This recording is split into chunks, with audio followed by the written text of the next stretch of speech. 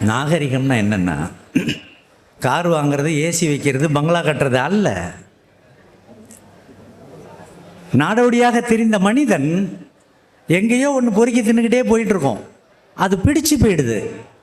ஒரு இடத்துல அப்படியே படுத்துக்கிறோம், அந்த இடமும் பிடிச்சு போயிடுது.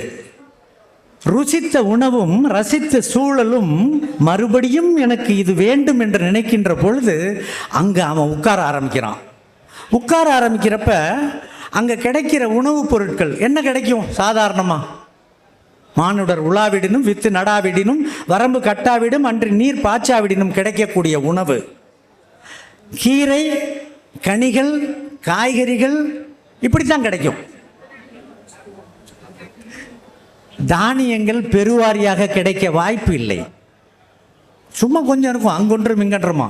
இப்போ இருக்கு வைல்டு ரைஸ்ன்னு சொல்லிட்டு இருக்கு. அமெரிக்காவில் ஒரு கிலோ அந்த வைல்டு ரைஸோடைய விலை 3500 ரூபாய் இந்திய பணம், ஒரு கிலோ. இப்படி தான் இருந்திருக்கும்.